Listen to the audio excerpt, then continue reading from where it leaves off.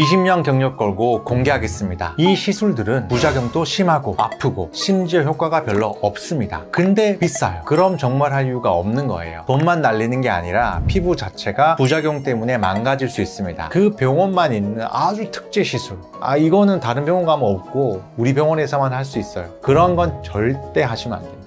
안녕하세요. 20년 동안 피부만 연구한 피부과 전문의 성현철입니다. 2025년 피부과에서 절대 받으면 안 되는 시술을 20년 경력을 걸고 여러분에게만 알려드리겠습니다. 영상 시청 전에 좋아요와 구독 눌러주시고 주변에 피부 고민인 분들에게 꼭 영상 공유해주세요.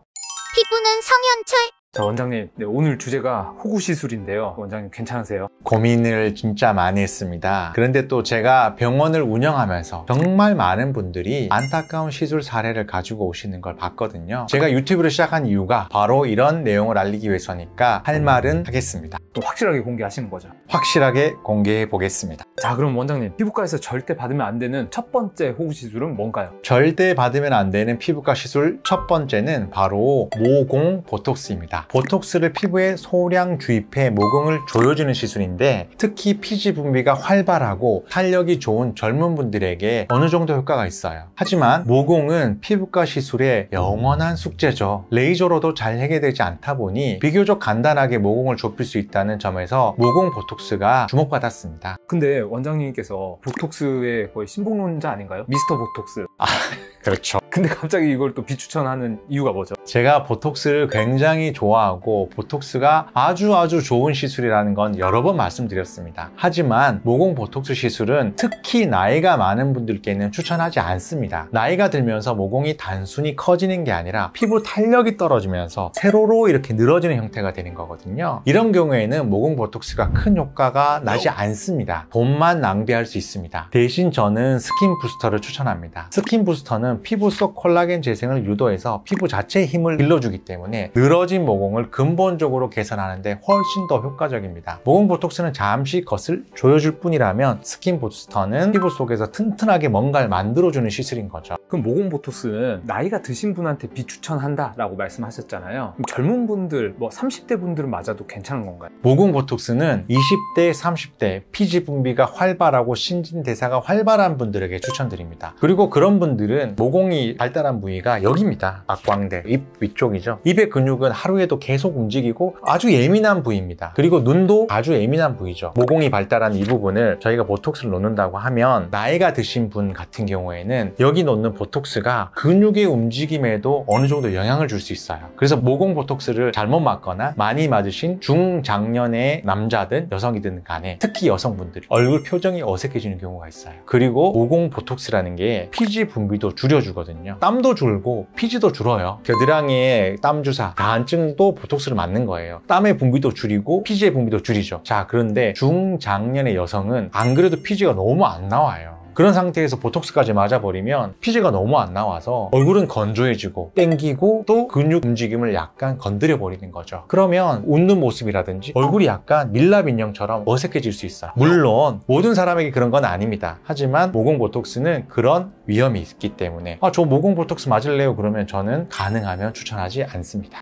원장님, 알겠습니다. 두 번째로 받으면 안 되는 호구 시술 뭔가요? 절대 받으면 안 되는 피부과 시술 두 번째는 바로 프락셀입니다. 레이저로 피부에 미세한 구멍을 뚫어서 인위적으로 상처를 내고 그때 그 피부가 스스로 재생하면서 흉터나 모공을 개선하는 원리입니다. 프락셀은 오래전부터 흉터 치료의 대표적 시술로 유명했죠. 드라마틱한 효과를 기대하는 분들이 많았고 또 흉터로 고민하는 분들의 희망과 같은 시술이었습니다. 그러면 되게 좋은 거 아니에요? 근데 프락셀 역시 나이가 많은 분들에게는 비추천합니다. 프락셀은 피부 재생 능력에 전적으로 의존하는 시술인데 나이가 들면 피부 재생 속도가 현저하게 느려집니다. 효과를 보기 어렵고 오히려 시술 후에 불금증이나 색소 침착 같은 부작용이 오래 갈 수 있습니다.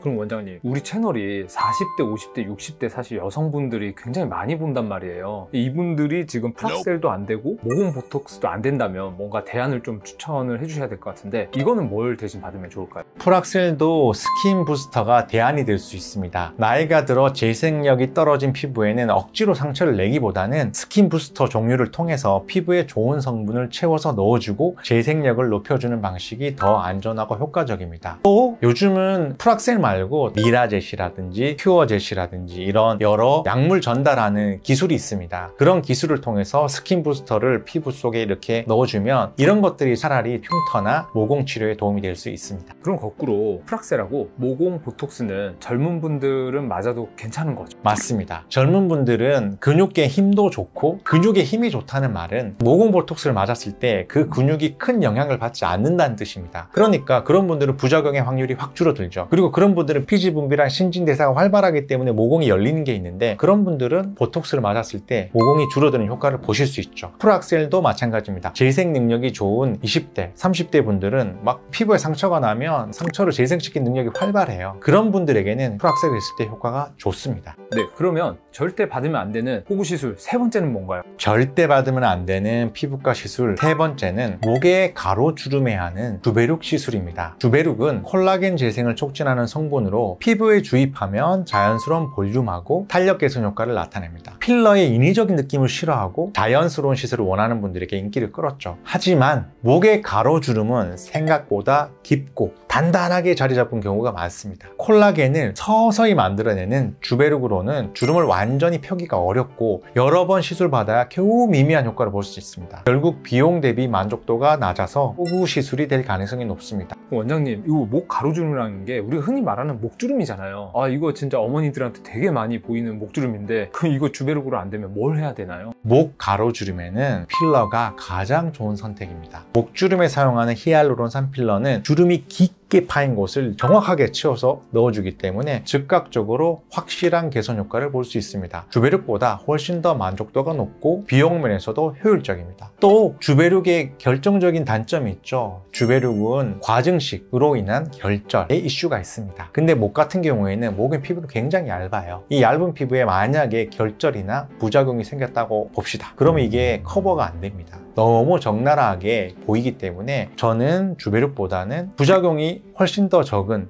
필러를 추천드리고, 필러는 만약에 이렇게 해서 내가 마음에 들지 않는다 해도 필러는 녹일 수 있습니다. 그렇기 때문에 저는 더 좋은 치료가 있기 때문에 목 가로주름의 주베룩은 추천드리지 않는 것입니다. 원장님, 절대 받으면 안 되는 피부과 호구 시술 마지막 네 번째는 뭔가요? 절대 받으면 안 되는 피부과 시술 네 번째는 MTS로 시술하는 정체불명의 스킨 부스터입니다. MTS로 시술, 그게 뭐예요? 이게 일종의 어깨 비밀인데, MTS는 미세한 바늘을 이용해서 피부에 약물을 넣어준다는 시술인데, 이게 보통 일반 화장품을 피부 속으로 주입합니다. 내 피부에 맞는 맞춤형 시술이라는 아주 멋진 광고 문구로 사람들의 기대를 한 몸에 받았어. 아, 문구 너무 멋있는데요. 진짜 멋있어요. 힙해. 나도 이런 걸 했었어야 돼요.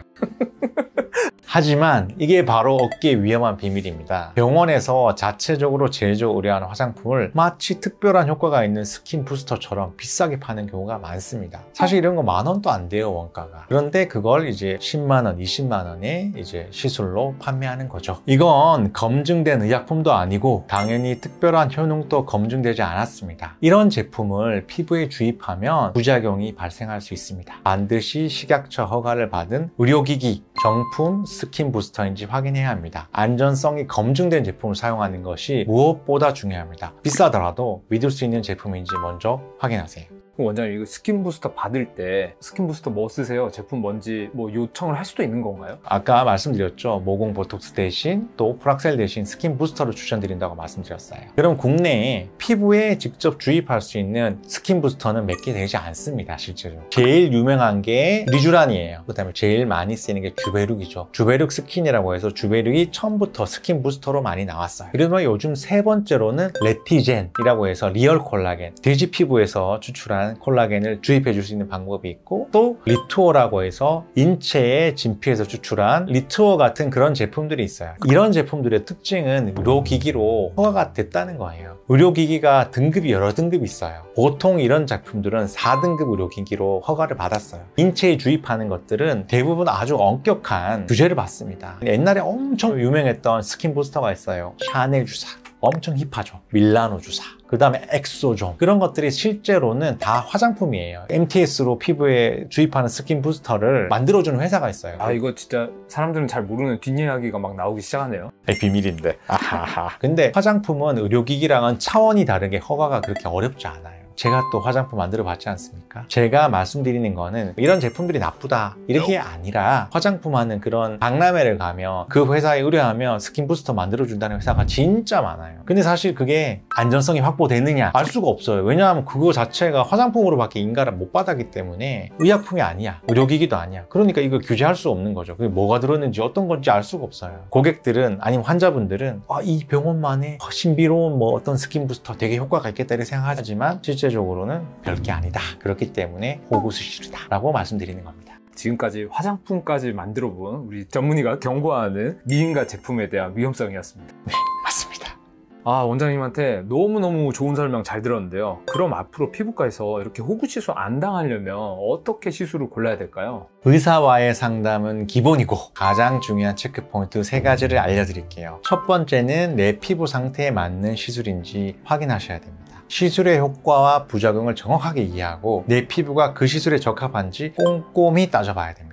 두 번째, 병원이 정품 장비와 제품을 사용하는지 확인하세요. 요즘 출처를 알 수 없는 스킨 부스터를 쓰는 병원이 많아요. 또 내 피부에 직접 들어가는 성분인 만큼 반드시 정품 인증을 받았는지 어떤 성분인지 정확히 따져봐야 됩니다. 그리고 세 번째로는 무조건 저렴한 가격보다는 시술의 효율성과 안전성을 우선으로 하세요. 싼 가격만 보고 시술을 결정하면 결국 효과가 없거나 부작용으로 더 큰 비용을 지출할 수 있어요. 가격보다는 시술이 내게 얼마나 효과적이고 안전할지 신중하게 고려하는 게 훨씬 중요합니다. 써마지나 이런 시술도 이때까지는 뭐 가품이 없어요. 그러니까 뭐 안심하고 받으세요. 이런 얘기 되게 많았어요. 하지만 제가 최근에 뉴스를 봤어요. 대만에 그 유명한 써마지 카피가 돌아다녀요. 그래서 대만에서 그게 구속됐다는 그런 뉴스 기사를 봤어요. 카피 안 되는 그 초롱성 같은 써마지가 카피 제품이 나오고 그걸 유통하는 사람들이 경찰에 적발됐다. 그럼 이미 그게 있는 거죠. 그래서 지금 한국에 있는 써마지 정품 문제가 뭐냐 하면 그 핸드피스를 먹통으로 만드는 거예요. 핸드피스를 조작하기 때문에 회사에서 전국에 있는 유저들이 가지고 있는 써마지를 다 체크해서 거기에 정품 인증 티커를 붙인다는 명분으로 핸드피스가 개조됐는지 확인하고 있는 거예요. 그래서 한국에도 정품이 아니라 가품 써마지가 돌 수 있다. 그리고 우리세라 정품 인증 안 하잖아요. 우리세라도 어느 순간 가품, 재생팁이라든지 그런 게 돌 수 있다. 그런 걸 한번 고민해 보셔야 될 것 같아요. 그래서 너무 싼 시술은 별로예요. 너무 싼 시술은 조심하셔야 되고 또 한 가지가 있어요. 그 병원만 있는 아주 특제 시술. 이거는 다른 병원 가면 없고 우리 병원에서만 할 수 있어요. 그런 건 절대 하시면 안 됩니다. 그런 물질은 의료기기로 허가받지 않을 가능성이 굉장히 높아요. 자, 우리가 의약품 있죠. 의약품은 다 시각처에서 허가를 다 내요. 우리 아까 말하는 뭐 리쥬란, 뭐 보톡스, 뭐 모든 종류의 필러 다 인허가 받아야 돼요. 하지만 인허가를 그렇게 받아가지고 하나의 병원에 납품하는 제조사가 어디 있겠어요. 그런 거 존재할 수 없습니다. 그렇기 때문에 그 병원에만 있는 특제 시술은 무조건 조심하셔야 됩니다.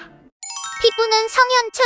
자, 원장님, 피부과 시술 받기 두려운 분들에게 한마디 조언해주세요. 오늘 말씀드린 모공 보톡스, 프락셀, 목주름의 주베륙, 정체불명의 스킨 부스터 외에도 세상에는 정말 많은 시술들이 있습니다. 악의적으로 바가지 씌우려고 하는 의사는 없다고 봅니다. 그럼 왜 이런 호구 시술이 생기냐? 경험이 없어서 그렇다고 봅니다. 공부와 경험으로 쌓인 올바른 진단이 중요하고 의사라고 다 하는 거 아닙니다. 요즘은 너무 시술도 많고 너무 제품도 많아서 저도 이제 어떤 걸 선택해야 될지 모르겠어요. 제가 다 써볼 수가 없는 상황으로 너무 많아졌어요. 그래서 의사도 계속 공부해야 됩니다. 그리고 이제는 너무 많고 정보가 폭발하고 있기 때문에 소비자도 공부해야 됩니다. 시대가 바뀌었어요. 소비자 진짜 공부해야 됩니다. 그래서 좋은 시술을 저렴하게 받아야 된다고 생각합니다. 그런 정보를 드리기 위해서 그런 목적으로 유튜브 하고 있다고 생각하시면 됩니다. 영상이 도움이 되셨다면 구독, 좋아요 눌러주시고 주변 분에게 공유해 주시면 감사하겠습니다. 지금까지 피부의 진심이 피부과 전문의 기본은 성현철이었습니다. 원장님 병원에서는 아주 특별한 원장님만의 뭐 시술 이런 거 없나요? 저는 순정을 좋아해요. 그래서 저는 자동차도 튜닝하는 거 정말 싫어하고 순정을 좋아합니다. 순정이 진짜 중요하고 또 순정을 써야 된다고 생각해요. 그래서 저는 이상한 시술 많이 만들지도 않고 저는 순정 제품을 진심으로 열심히 씁니다. 순정파.